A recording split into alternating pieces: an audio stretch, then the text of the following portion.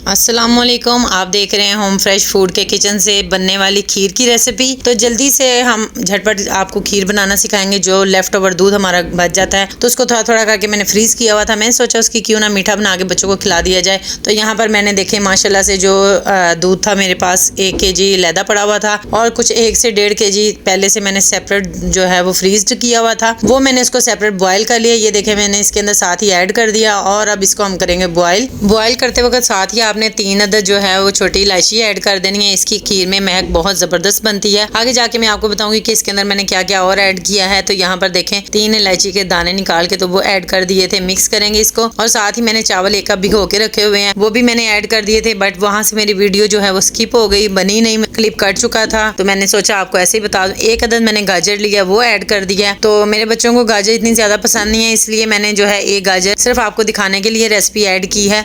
आप इसमें 2 गाजरें भी ऐड कर सकते हैं। तो यहाँ पर इसको हम पकाएंगे बिल्कुल हल्की आंच पे। जैसे ये यहाँ पर मैं बहुत ज्यादा कंफ्यूज हो गई थी। मैंने देखा कि आपको राइस तो दिखाया ही नहीं मैंने, तो फिर मैंने सोचा चम्मच से निकाल के दिखाऊं, बट वो नीचे बैठ चुके थे, मिक्स हो चुके थे दूध में, तो वो नजर नहीं आए। तो यहाँ पर मैंने इसकी जो है बॉयल 1 आने पे तो इसका चूल्हा मैंने कर दिया जी हल्का, ताकि जो है ये देखें यहाँ पर चावल मैंने फिर आखिर ढूंढ ही लिए दूध में से, क्योंकि मिल नहीं रहे थे।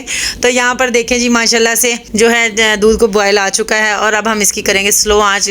खीर आपको पता है हमेशा हल्की आंच पे पकाने से, दम की आंच पे पकाने से अच्छी बनती है और बहुत ज़बरदस्त टेस्ट भी आता है, क्योंकि इसमें हमने गाजर भी कच्ची ऐड की है और राइस भी कच्चे है। तो अच्छे तरीके से जो है ये फिर कुक नहीं होंगे। अगर आप जल्दी जल्दी से सारा काम करेंगे तो वो आपका टेस्ट नहीं बनेगा। यहाँ पर मैंने बर्फी ली थी, मेरे पास पड़ी हुई थी, मैंने वो ऐड कर दी। तकरीबन कोई समझ लें कोई 100 ग्राम के करीब। अगर आप भी इसमें डालना चाहते हैं तो डाल सकते हैं, अगर नहीं डालना चाहते तो इसको स्किप भी कर सकते हैं। तो यहाँ पर देखें माशाल्लाह 1 घंटे बाद मेरी खीर गाढ़ी होना स्टार्ट हो चुकी थी। इस करके साथ आप इसको मिक्स भी करें ताकि चावल और गाजरें आपकी अच्छे से मिक्स हो जाए। बहुत ही ध्यान रखना है कि मुसलसल चम्मच चलाते रहना है। और मैंने यहाँ पे चूल्हा भी तेज कर दिया था और मैं इसके सर पे खड़े होकर मैंने इसको कुक किया। आपने जरा भी इधर उधर नहीं हिलना, क्योंकि खीर लगने का डर होता है। साथ ही मैंने इसके अंदर चीनी भी ऐड कर दी। तकरीबन इसमें मैंने 4 चम्मच ऐड किए थे, आप अपने टेस्ट के मुताबिक भी ऐड कर सकते हैं। मैंने 4 टेबल स्पून भर के ऐड किए थे। तो यहाँ पर देखें माशाल्लाह कितनी थिक होने वाली है। बिल्कुल रेडी होने पे 10 मिनट के बाद मेरी खीर जो थी वो बिल्कुल रेडी हो चुकी थी। तो ये हमारी रेसिपी उम्मीद करती हूँ आपको बहुत पसंद आई होगी। तो जैसे ही माओ को आपको पता है कि कोई चीज मिल जाती है एक्स्ट्रा, तो वो फौरन से निकालती हैं माएँ और